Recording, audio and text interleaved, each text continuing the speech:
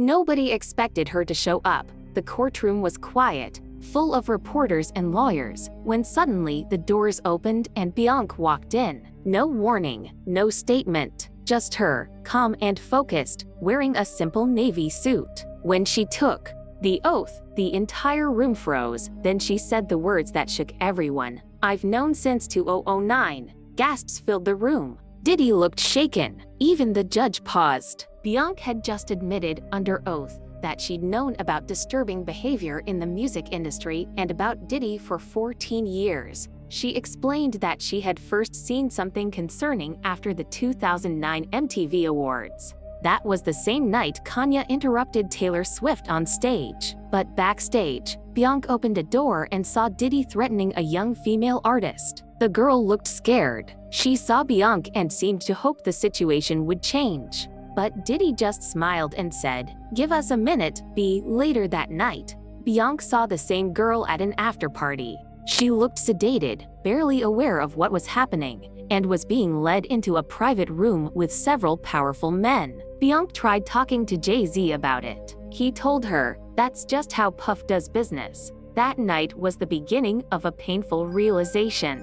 Over the next few years, Beyoncé began to notice the same disturbing pattern. New female artists, usually young, isolated, and without strong support, were being groomed. They were given gifts, exclusive opportunities, and made to feel special. But then they were slowly cut off from friends, managers, even their own families. Soon, their entire circle was made up of people connected to Diddy. They were invited to private events, special parties, and gatherings. Beyoncé said there were hidden cameras everywhere, in private rooms, by the couches, in bathrooms. Not for security, for control. She said she heard executives use coded language like, "We have Miami on tape," references to compromising footage used to keep people quiet.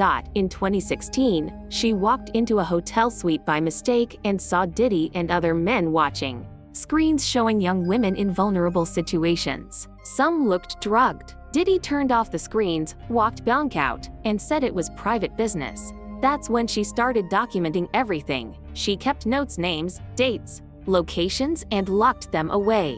But still, she said nothing publicly. Why? Fear, not of physical harm, but professional fear, being labeled difficult, harming her career, and affecting her husband's business relationships. She admitted that she told herself for years that her voice alone wouldn't be enough, that maybe what she saw was disturbing, but not illegal. But inside, she knew the truth. Then came 3 breaking points. First, a leaked video showed Diddy physically intimidating a female artist. Second, a young girl the same age as Beyoncé's daughter asked if she should go to a mentorship event with Diddy. And third, Beyoncé was in the studio, recording a song about female empowerment, when she realized she couldn't sing those words while keeping these secrets.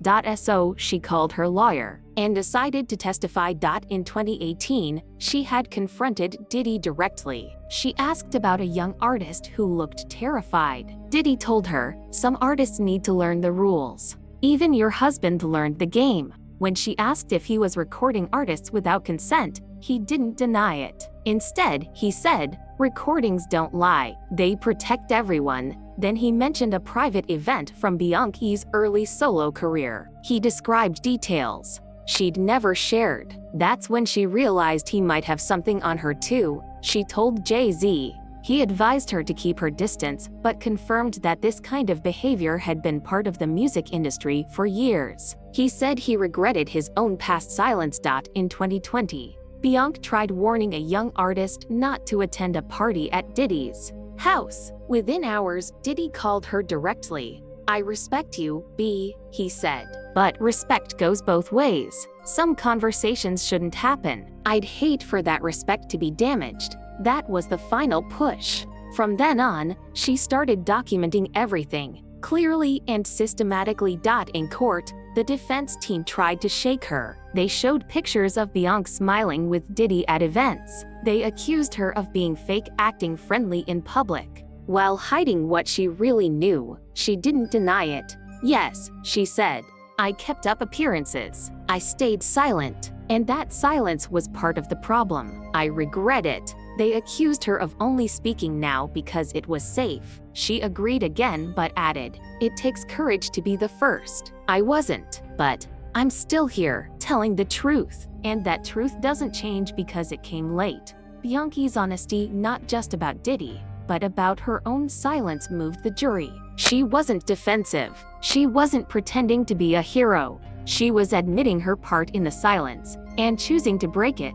Her testimony confirmed what many others had hinted at but had never been able to prove. She described a whole system: identify, groom, isolate, record, and control. She even revealed that it was called the program. Artists who played along were graduates. Artists who resisted were punished. Most shocking of all, she said everyone at the top knew. Maybe not every detail, but they knew enough. It was the industry's open secret, talked about in jokes, in whispers, with nods and winks. She spoke about meetings being canceled, women pulling out of reform efforts after friendly reminder calls from Diddy, and producers telling her things like, "That's Puff's insurance policy." Everyone knows, and she admitted this weighed on her constantly. Every song she wrote about female power, every girl she mentored, all of it felt like a lie if she couldn't speak about this. When asked what she wanted her testimony to achieve, her answer was simple: